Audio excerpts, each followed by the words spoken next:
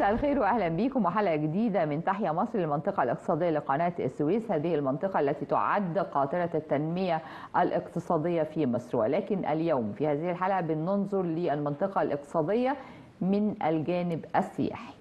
احنا ركزنا كتير جدا على الجانب الاقتصادي، ولكن ليس بعيد عن الاقتصاد السياحة، فهي طبعا مساهم قوي جدا في الاقتصاد الوطني. ماذا عن هذه المنطقة سياحيا؟ هذه المنطقة سياحيا معظم أطرافها أطراف يعني مواني ومدن ساحلية، فبالتالي الاستفادة السياحية من هذه المدن هتعود على المنطقة، واللي بيجي يستثمر ما بيجيش يحط المصنع ويجري. احنا بيبقى في أسر كمان عايشة في هذه طبعا المناطق، فيجب على المنطقة الاقتصادية لقناة السويس ان هي تكون كمان بتراعي البعد الاجتماعي في توفير الرفاهية لكمان المستثمرين الأجانب اللي على أرضها.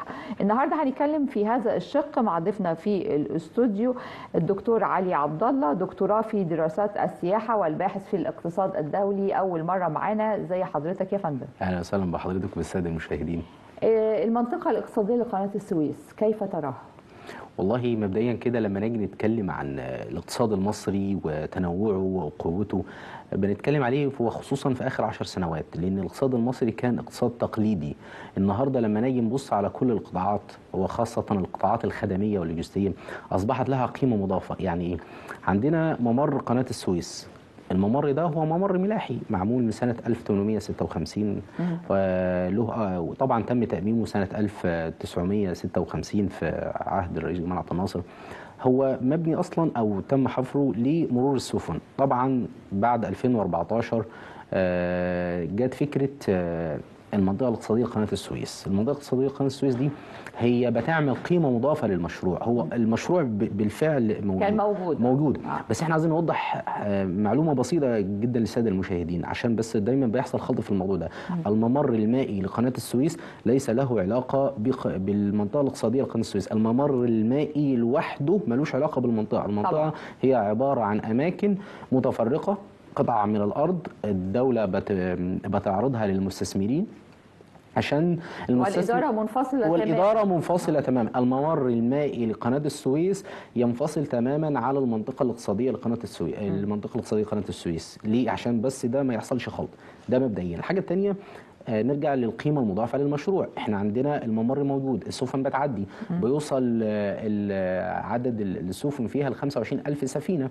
الرسوم اللي بتوصل سنويا بعد السنوات وصلت 10 مليار دولار، وده رقم ضخم جدا في الاقتصاد المصري بعد تحويلات المصريين اللي عاملين بالخارج والسياحة. طيب ايه القيمة المضافة اللي احنا هنعملها للمشروع اللي مصر عملتها في سنة 2015؟ ألا وهي إنشاء هيئة اقتصادية طبقا للقانون سنة 2002 ان الدولة لها حق انها تنشئ أماكن اقتصادية. منطقة قناة السويس عبارة عن 4 أماكن: شرق بورسعيد، شرق الإسماعيلية، العين السخنة، وعندنا كمان شرق الأنطرة. الأماكن دي عملت إيه؟ عملت إن المشروع عبارة عن منطقة ضخمة جدا مساحتها تتجاوز 450 كيلو متر مربع، وده رقم ضخم جدا في المساحة دي. عملت قيمة مضافة للمشروع. المستثمر هيجي والله يحط البنية التحتية، أو الدولة طبعا البنية التحتية اتعملت من قبل الدولة. الدولة هي وفرت ده طبعا لأن المستثمر أكيد مش هيحط فلوسه طبعا يعني بنهيئ الأجواء والبيئة. الدولة عملت الظهير الأرضي وعملت الظهير البنية التحتية الفوقية والبنية التحتية التكنولوجية، لأنها وفرت كمان الخدمات واللوجستيات. ليه؟ عشان المستثمر يجي يحط فلوس، لان زي ما بنقول كده راس المال جبان. مش جبان بس من الاضطرابات الامنيه بس، لا، جبان كمان من فكره ان الربحيه. لما يكون عنده المشروع ده قائم، هل هيربح ولا لا؟ بيهرب منه لو عنده شك في ده. اما لما يكون المشروع الدوله بكل دعمها طبعا بكل مؤسساتها الرسميه، سواء من رئاسه الدوله، الوزارات المعنيه، في هيئه مختصه اصلا للموضوع ده، فكل ده طبعا بيعمل قيمه مضافه للمشروع. طيب المشاريع ايه الخدمه منها او الهدف منها ايه؟ طيب احنا عندنا قناه السويس الطول بتاعها 195 كيلو متر، بيمر من شمالا من مدينه بورسعيد البحر المتوسط، وجنوبا حتى خليج السويس. المنطقه دي ال 195 كيلو طبعا مجرد ممر ملاحي ده قبل كده، لكن هنتكلم النهارده عن منطقه قناه السويس عملت منها ايه؟ زودت عدد المصانع، زودت كمان فرص العمل، خلت الممر النهارده ممر لوجستي. النهارده لما يكون عندي في مدن بعيده جدا، لو هنبص مثلا الربط ما بين القارات، قاره اسيا واوروبا وافريقيا. قارة أوروبا أغلب الصناعات الصغيرة مبنية على معتمدة على شرق آسيا اللي هي الصين، اليابان، الدول دي. طيب لما يكون عندي أنا المصانع دي تم بنائها في جمهورية مصر العربية في الأماكن الصناعة دي، وخاصة سيناء، لأن إحنا بنتكلم على تعمير سيناء وما بعد الاضطرابات الأمنية اللي كانت موجودة 2014 وما بعدها. النهارده لما يكون المسافه ما بين اوروبا وسيناء مسافه بسيطه جدا، يدوب البحر المتوسط، وبالاضافه الى عامل التامين بيكون اقل، عامل الزمن، عامل اللوجستيه، سلاسل الامداد، كل ده متوفر في المكان ده، عمل قيمه مضافه اكبر لكل الاطراف، عمل قيمه مضافه لمصر، لان هو زود بالتالي نسبه الاستثمار، رفع كمان من كفاءه المكان، لان كفاءه المكان مش بس كمان بنيه تحتيه، ما هي البنيه التحتيه دي لما تشتغل بتجذب مستثمر، المستثمر بيضخ فلوس، فكمان بيزود في الاحتياطي المركزي عندي، كمان بيزود في توفير فرص العمل. طيب يعني دكتور علي، انت بتقول ان الموقع عبقري طبعا، انت بتقول ان البنيه التحتيه تمت لتكون جاذبه للاستثمارات وحديثه جدا، يعني مواكبه لاخر التطورات يعني او اخر التحديثات العالميه في هذا الشق. بنتكلم على ان احنا يعني موقعنا او توسطنا للعالم ساهم كثيرا جدا في جذب المزيد من الاستثمارات الاجنبيه الوقت طبعا للخدمات. طيب بخلاف بقى الموقع وبخلاف الجاهزيه، المزايا المعطاه من يعني المنطقه الاقتصاديه لقناه السويس للمستثمرين. والله الدوله دايما بشوف زي ما بنقول كده، في زي ما في تنافسيه عالميه في كل شيء، في تنافسيه كمان في جذب المستثمر. احنا عندنا في الاقتصاد حاجه اسمها الاستثمار الاجنبي المباشر. ايه معنى الاستثمار الاجنبي المباشر؟ احنا عندنا استثمار اجنبي وعندنا استثمار محلي. المحلي هو المواطن المصري بيروح يستثمر بفلوس في اي مشروع، اما الاستثمار الاجنبي في منه نوع اسمه الاستثمار الاجنبي المباشر وغير المباشر. الغير المباشر هو مواطن غير مصري بيروح يشتري في البورصه، ودي طبعا الدوله طبعا بتحفزها وكل شيء، لكنها مش مجديه زي الاستثمار الاجنبي المباشر. الاستثمار الاجنبي المباشر هو باختصار مواطن مش مصري اي جنسيه بياخد فلوس بيحطها في مكان، بيبني مشروع، بيضخ استثمار على مده طويله جدا، ممكن توصل ل 10 سنين و15 سنه، لان المصنع مش بيتعمل يومين او ثلاثه زي السهم ممكن يشتريه النهارده ويبيعه اخر اليوم، اما المصنع ده الاستثمار الاجنبي المباشر، ده الدوله اللي بتركز عليه. ليه؟ لانه له مزايا كتيره جدا. اولا بتبقى فلوس موجوده فعلا على داخل مصر، الحاجه الثانيه انها بتزود فرص العمل، ده اللي الدوله بتشتغل عليه. طب انا كمستثمر ببص للموضوع ازاي؟ ببص له من الربحيه.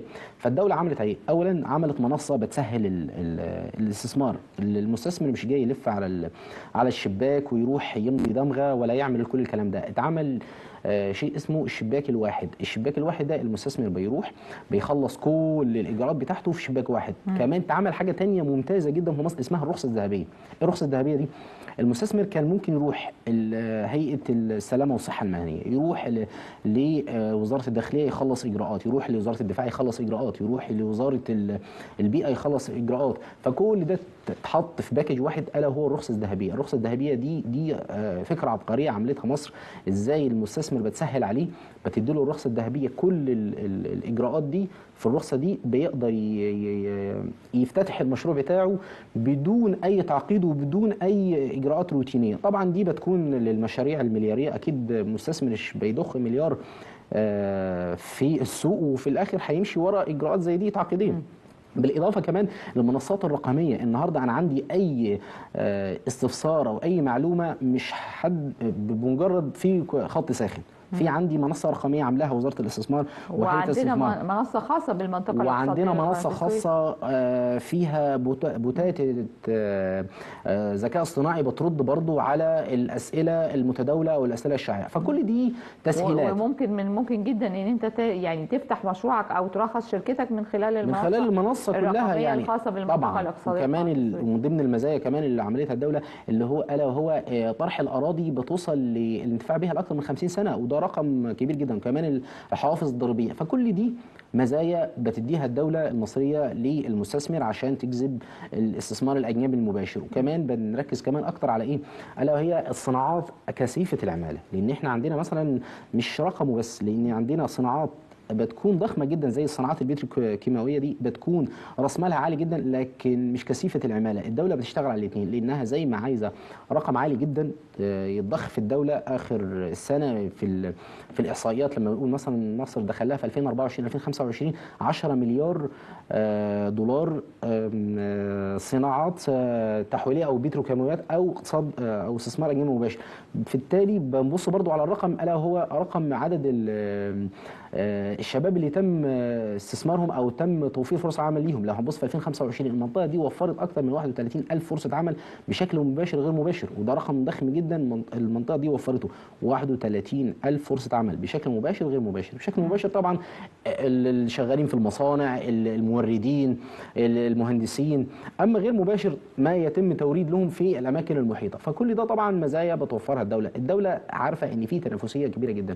عندنا دول المنطقه سواء كانت الاردن، تونس، غيرها من الدول بتعمل اماكن زي كده، لكن ميزه مصر الموقع الجغرافي الا وهو قناه السويس. فلما يكون عندي الموقع الجغرافي، عندي العماله المدربه، عندي العماله موفره بشكل كبير جدا، عندي الاهم من كل ده الا وهو السوق الكبير. مش بتكلم على مصر 100 مليون او اكتر من 100 مليون، لا بتكلم على السوق الافريقي.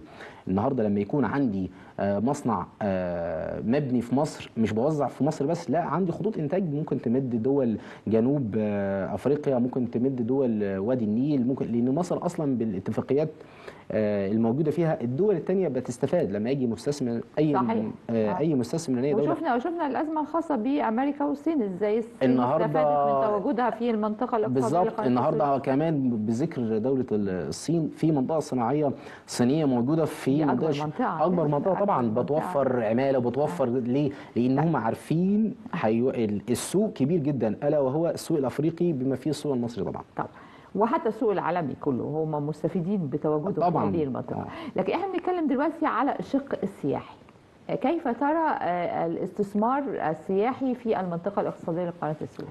والله دايما الاقتصاد بكل فروعه لا يمكن الاستغناء عن القطاع السياحي كقطاع مهم جدا جدا. لان النهارده لما نيجي نتكلم عن القطاع السياحي، حتى مركز دعم القرار اللي تابع لمجلس الوزراء اعلن ان في بعض المؤشرات السياحيه ان اجمالي عدد السائحين في العالم تجاوز 1 مليار و500 مليون، وده رقم ضخم جدا. ومصر طبعا كان لها نصيب كبير جدا، هو الاعلى في تاريخها 19 مليون سائح، وده رقم يعني دايما كده كنا بنضرب المثل بالرقم ده في 2010، نقول 2010 هي 12 مليون و12 مليون. لكن طبعا بعد جائحه كورونا وبعد طبعا الانطلاقه اللي حصلت وبعد المشروعات التنمويه، وعندنا المتحف المصري الكبير اللي تم افتتاحه 1 نوفمبر 2025، والصوره الذهنيه اللي النهارده مرتبطه بيها مصر والتسويق اللي بيتم من خلال الشركات المصريه او الهيئات الحكوميه زي هيئه التنشيط السياحي،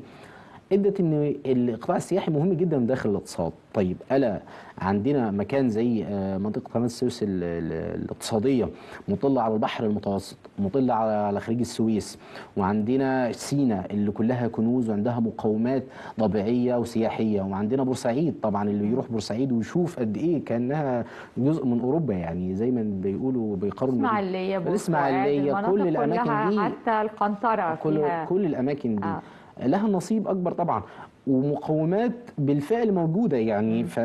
فكل ابرزهم العين السخنه. ابرزهم طبعا العين السخنه. ليه؟ لان الفنادق الموجوده فيه طبعا عندنا المكان اللي فيه تلفريك في مصر هو العين السخنه. ركبته يعني وكان قد ايه حاجه تحفه يعني.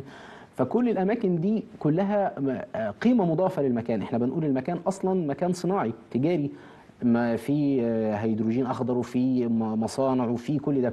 هل المصنع بيكون بيعتمد على على بشر؟ ودايما بنقول ايه، القطاع السياحي او السياحه هي خدمه من بشر لبشر. فالمهندس محتاج يرتاح، محتاج يروح فندق، محتاج يركب يخت، محتاج يروح مكان ترفيهي. فالقطاع السياحي هو مكمل للمنطقه الاقتصاديه، خاصة ان احنا عندنا كمان تنوع سياحي في هذه عندنا المنطقة. تنوع سياحي كبير جدا. ليه؟ لان احنا كمان لو هنتكلم يعني انت حضرتك ذكرت سياحة اليخوت. سياحه اليخوت دي كمان هي دايما مرتبطه دايما بسياحه رجال الاعمال. والمنطقه الاقتصاديه قناه السويس هي دايما اصلا بتستهدف المستثمرين. فالمستثمر طبعا، وشفنا زي ده، شفنا اكبر يخت في العالم، واكبر فندق عائم في العالم، واكبر مكتبه عائمه في العالم عدت على بورسعيد، ونزلوا زي قد ايه الزوار واخدوا صور تذكاريه واشتروا بعض الهدايا. فكل ده طبعا بيعمل قيمه مضافه للمشروع. عندنا كل المدن المطله على المنطقه دي، سواء كانت بورسعيد في الشمال، الاسماعيليه في الوسط، او السويس في الجنوب. لو هنتكلم على المقومات السياحية فيهم، عندنا الخليج طبعا، وعندنا الرؤوس البحرية الموجودة طبعا على الضفاف الشواطئ، سواء كانت الخليج. عندنا سياحة الغوص، عندنا السياحة الشاطئية، عندنا السياحة الترفيهية بكل أشكالها. ودايما بنقول إيه، النسب ما بين السياحة الثقافية والسياحة الشاطئية فيها كبيرة جدا. يعني ايه؟ عندنا السياحة الثقافية، لو كل 100 فرد بيسافر 7 بس بيسافروا للسياحة الثقافية، وما يقارب من 93 لا احنا بنقول 85 سياحة شاطئية. والفرق ده للأنماط الثانية 15% ثقافية. لا يا فندم، ده كبيرة قوي. الأنماط الثانية كلها طبعا 15%. طبعا. أيوة. عندنا 7% سياحة ثقافية، 85% سياحة شاطئية، والفرق ده اللي هو 7% منه باقي الأنماط. هي مقسمة كده يعني، احنا بنقسمها. ف85% ليه؟ لأن اللي بيروح يشوف الأثر ما بيرجعلوش تاني، انما اللي بيروح البحر ممكن يروح مره واثنين وثلاثه واربعه. فدي مقومات موجوده في المكان بيتم استغلالها بالشكل الامثل. عندنا كمان محميات طبيعيه في المكان ده، عندنا محميه البردويل الموجوده في الشمال، وعندنا كمان طائر الفلامينجو اللي بيسافر، الطيور المهاجرة طبعا اللي بيكون في الايام دي. فكل دي طبعا مقومات قويه جدا. اولا بتدي مقوم اكبر للسياحه الداخليه. الحاجه الثانيه بتعمل على تنميه مستدامه للمكان. ليه؟ لان لما السائح يجي يشتغل بينشط السوق المحلي داخل المدينه، سواء مدينه بورسعيد او اي مدينه مطله. واحنا شفنا ما حدث في الاسماعيليه تحديدا، مش بس في العين السخنه، من تغيرات ويمكن تطور كمان بتاع بور فؤاد. فاحنا شايفين ان بالفعل اشكال المدن تغيرت بوجود يعني المنطقه الاقتصاديه يعني في نطاقهم، في النطاق بتاعهم. احنا كمان شفنا المعارض اللي بتتم، زي معرض السياحه مهمه جدا، سياحه المؤتمرات والمعارض. سياحه المؤتمرات والمعارض دي اللي بتتم. وكمان في سياحه ثانيه كمان ممتازه بيها بتتميز بيها مدينه الاسماعيليه، الا وهي المعارض بتاعت المانجو. المانجا الاسماعيلاوي طبعا دي مشهوره. شفنا السياح الاجانب ازاي بينزلوا وبيشوفوا وبيشتروا المانجو الاسماعيلاوي المشهوره بيها مصر. خاصه المنطقه الاقتصاديه كانت زي ما بنقول منطقه يعني فيها دمج للقطاع الزراعي والقطاع الصناعي. هي ممتده. احنا كده كمان بنستغل الاثنين، بندخلهم على قطاع السياحي.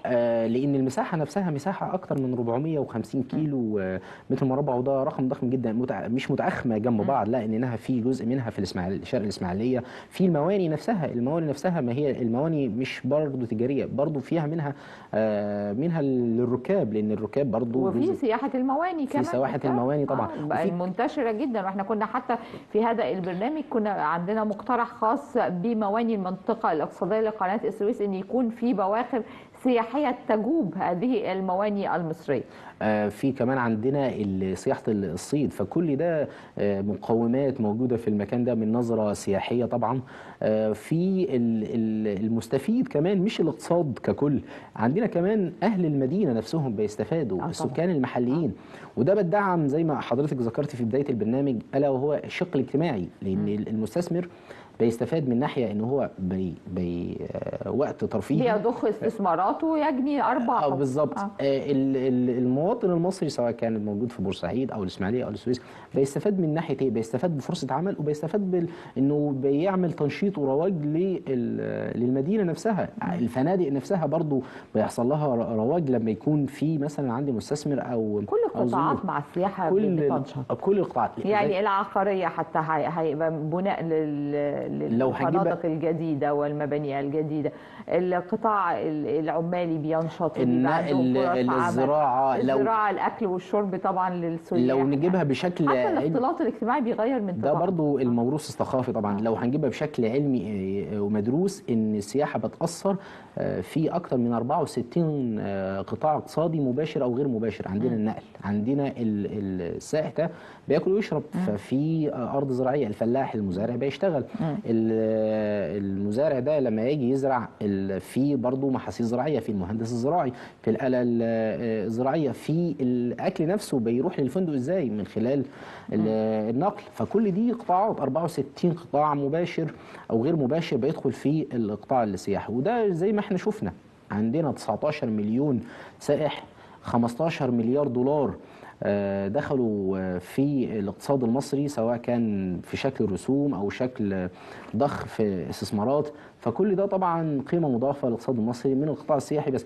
وده عالي كمان مشكله الازمات اللي حصلت في البحر الاحمر، ان احنا عندنا ازمه في البحر الاحمر بسبب الاضطرابات السياسيه. طبعا الاضطرابات العالميه. احنا مش في جزيره منعزله، احنا دوله، لا احنا بنعاني طبعا منها طبعا. وزي ما احنا شفنا برضه ولها تاثير كبير جدا لها على تاثير كبير جدا لها تاثير كبير جدا على الاقتصاد. وزي ما شفنا ده في جائحه كورونا، ازاي اسعار الغذاء تاثرت في مصر وفي العالم كله.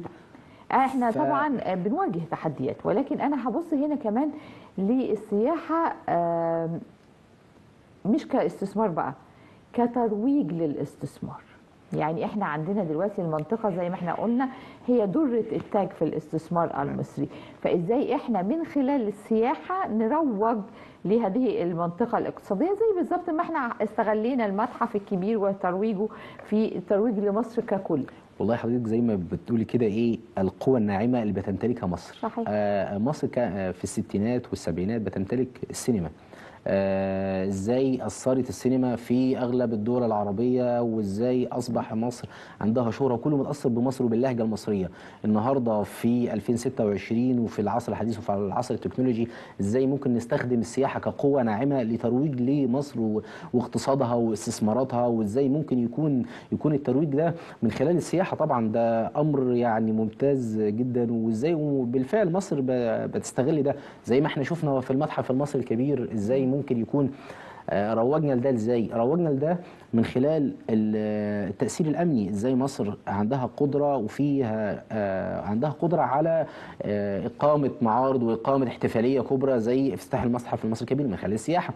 الحاجة الثانية كمان النقل الضيوف من مكان لمكان وتأمينهم، ده برضو يعتبر قوة ناعمة. ازاي بيبقى بشكل غير مرئي، مش شرط ان احنا بنقول والله تعالوا عندنا سياحة عشان احنا عندنا ده، لا، هو بيبقى ده ملموس اصلا. لان المستثمر لما بيجي بيبص من كافة النواحي، لان مفيش دولة عندها قوة سياحية قوية الا لما عندها بنية تحتية قوية. هنبص لدول يتجاوز عدد السياح عندهم 100 مليون، ليه؟ مبنية على البنية التحتية. حتى دايما بنقول ايه؟